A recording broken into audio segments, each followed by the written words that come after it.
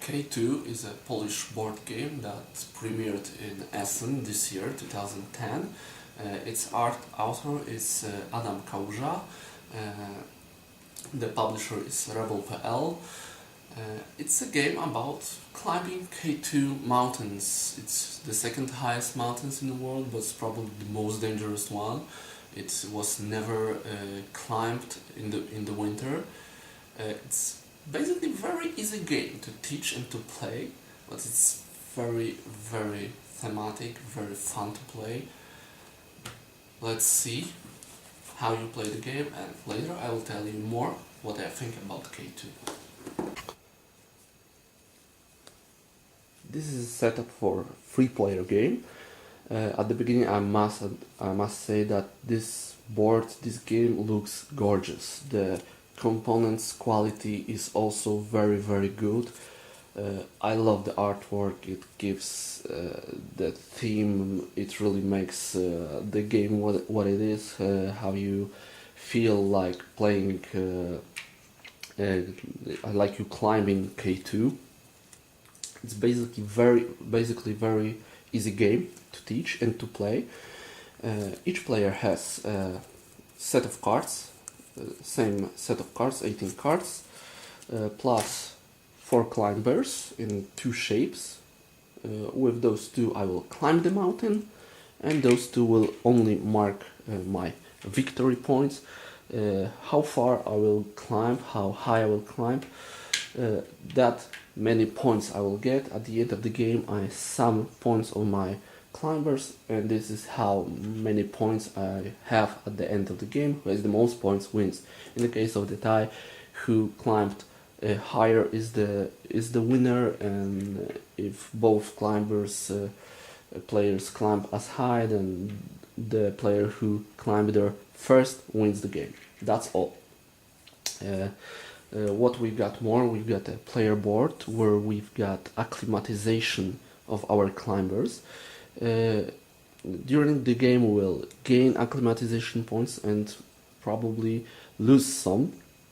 If at the end of the round any of my climbers will have less than 1 acclimatization point, he will die.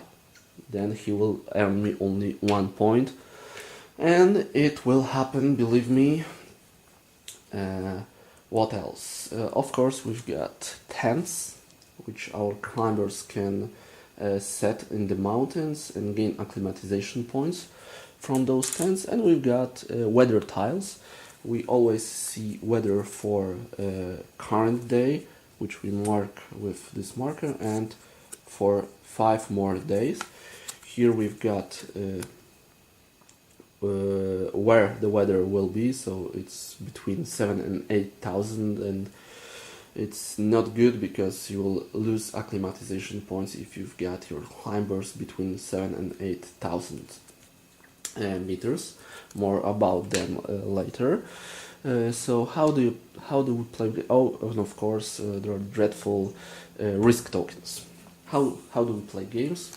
Each player from the shuffle deck will take 6 cards, and from those 6 cards we have to choose 3 of them, secret.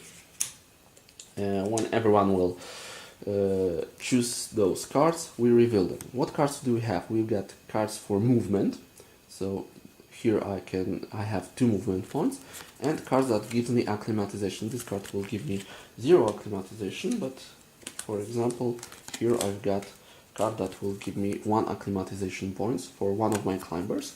Those cards have values from 1 to 3. There are also some rope cards that has a higher value when I'm descending from the mountains, and when I'm climbing up I have only 1 movement point. So for example I choose those 3 cards, and now I can move my climbers by 2 points.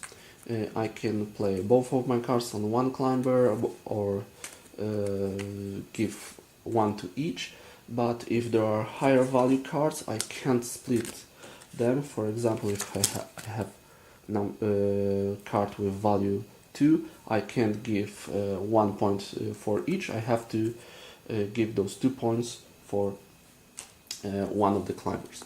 Now, from the starting player, each player will move their climbers, and now I have two movement points, so I can move, for example, both of my climbers by 1 point. If the spot where I can move, those spots are connected by ropes, this means I can only travel between those spots if there is a rope. So there are some choices which road I'll take to the mountain peak. If the spot doesn't have any number here, it means I have to spend one movement point to enter. If it has such a yellow value, it means here I have to spend two movement points, and the higher I go, for example, here I have to have at least 3 movement points. So for example, I will move my one climber here and my one climber here. There are 4 main areas in the board, below 6,000, between 6 and 7, between 7 and 8, and above 8,000 meters. And depending on the number of players on each spot, there can stand only that many climbers. So for example, here on a free player game, on this spot at the end of the round can only stand 3 climbers. So for example, if someone will move his climber here, the yellow one can't end his movement here, but he can, for example, jump over them and end his movement here. And if I have acclimatization point, I can give to any of my climbers. If at the end of the round I have more than 6 acclimatization points, I have to drop the marker to the 6 acclimatization points. And now, if everyone will move, we check. If someone is standing on the spot with a blue number, it means he gains acclimatization points, like this, also. So those my 2 green guys have +1 acclimatization point. If I will stand at the spot with red number, it means I will lose acclimatization point. And also the weather tiles. For example, if it's current round, I have my climber between 6 and 7,000 meters. My climbers will lose one acclimatization point. If my climbers have 10 on the same spot, for example here, they will gain 1 acclimatization point.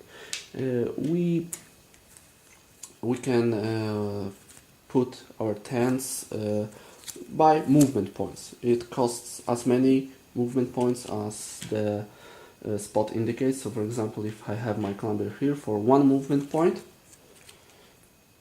I can put my tent here. Here will cost me 2 movement points, but it will give me some acclimatization. It is a good idea to set up some tents in the middle of the road to gain some acclimatization and maybe wait for a better weather to attack the peak. And basically that's it. I didn't tell you about the risk tokens.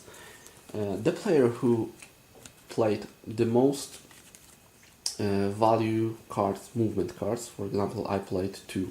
If someone played, for example, such a hand with 3, he played more. If anyone didn't play a 3 or more, he will gain risk token. Risk token will subtract from one of my cards. So for example, this card will be only of value 1.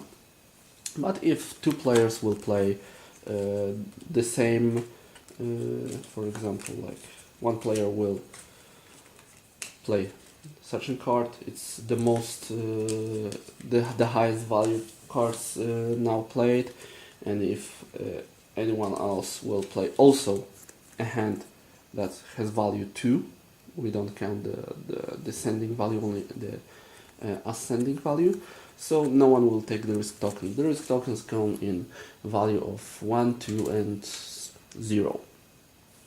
Basically that's it.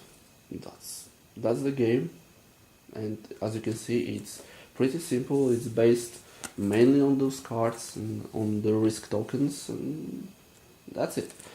We also have a backside of the map with some harder routes to climb. It's very fun to play when you know the game on this side of the map. It's very hard to reach the mountain top and to live, especially if you play with winter tiles, winter weather tiles. Here we've got some additional. We have to have additional movement points to enter the spots between 7 and 8,000. Oh, 7 and above 7 to 9,000 meters. It's very fun to play.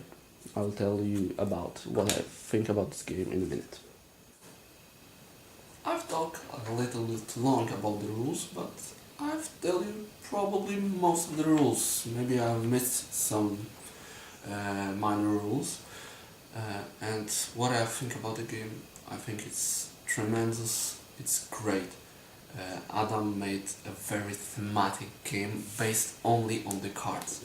Those cards with some numbers and those only two colors of those cards. It reminds me a little bit of Rainer Knizia's games, because he do a lot of such play card with certain value, but I think that Dr. Knizia can learn a lot from this game, how to make a really thematic game based only on cards. It's sometimes I miss in Rainer Knizia's games. It's this strong theme. I really feel like I'm climbing the game. The beginning is pretty peaceful and quiet. You're climbing, but the longer the game takes, the more tense it becomes. It's really hard to climb up to the top of the mountains with both of your climbers and live with them. It's really great. I love how the game scales its difficulty. You can play on an easy side. There is even a rescue card to play with, really a family-friendly game. The hard side of the board is really hard. If you take those winter tiles, it becomes even harder. It's great to play with families, it's great to play with gamers. I like mostly the meaty economic games, but I love this game. It really shines. The quality of the components is great. There are some things there could be changed. For example, here's a marker whose cards this is the score of a player. Probably you don't see it, but even if I move it closer, you won't see it. The same thing with those tiles and the weather, where this weather is currently, where the snow is snowing. For example, here is between 7 and 9,000. It's sometimes difficult to see, and in rulebook some maybe additional sentences will make it more clear, but it's very good written. I love this game. Adam made a very good game. I hope it will be picked up by some US publisher or European bigger publisher, because it deserves to be published. I love it.